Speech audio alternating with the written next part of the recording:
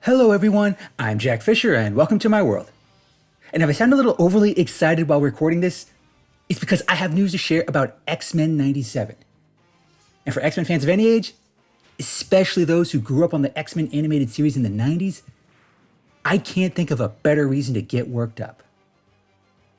Ever since it was announced, I have been anxiously following any news or rumors about X-Men 97. There's been a lot of speculation, but little in terms of actual details. All that we really know at this point is that the show is tentatively scheduled to come out in the fall of 2023, and that it's definitely going on for more than one season. That alone is plenty to get excited about. But during an online event celebrating the 60th anniversary of the X-Men, we finally got some tangible details about the plot of X-Men 97. They come courtesy of Bo DeMaio, Larry Houston, and Eric and Julia Lewald, who've been spearheading this show since it was announced. I was actually watching this event live as it happened, and when they revealed these details, my excitement for X-Men 97 only intensified. They mostly covered the premise of the show when it begins. Based on what they revealed, it goes like this. X-Men 97 will pick up several months after the final episode of the original series. Charles Xavier is still alive, but he remains with Lilandra and the Shi'ar, still recovering from the attempted assassination at the hands of Henry Peter Gyrick. While he's gone, things are actually going surprisingly well for mutants. After Gyrick's actions, public sentiment has shifted considerably. On top of that, the X-Men's roster has since expanded. Bishop and Morph are now full-time members. But Cyclops and Storm, who are co-leading the team, still remain uncertain about what the future holds for the X-Men. Some, like Jean Grey, Rogue, and Gambit, actually begin contemplating a life outside the struggle for human-mutant peace.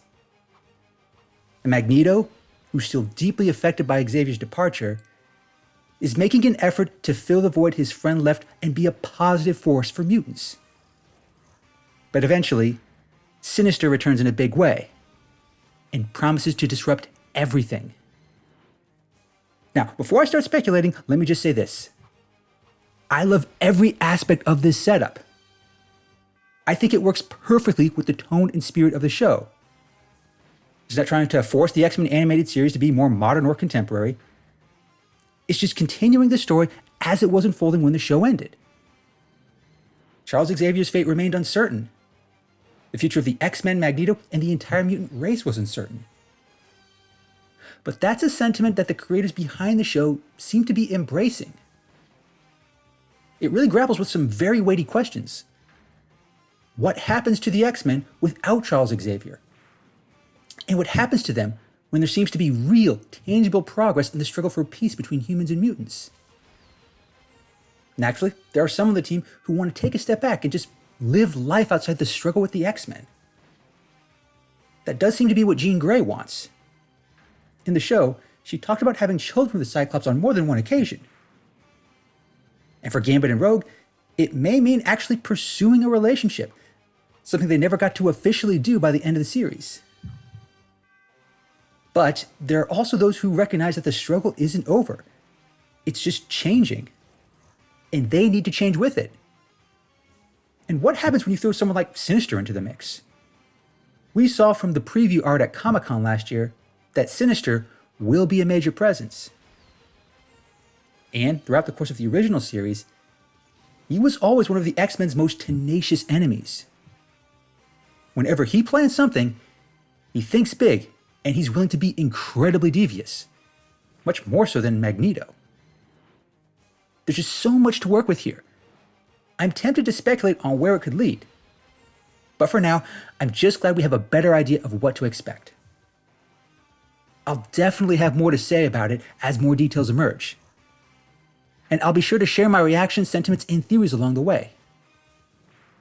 But overall, it really does feel like this show, and everyone working on it, truly understands what makes the X-Men so iconic. They understand why these characters and their struggle resonates with so many fans. And that gives me hope, along with plenty of excitement, that X-Men 97 will be as uncanny as it needs to be. Thanks for watching, everyone.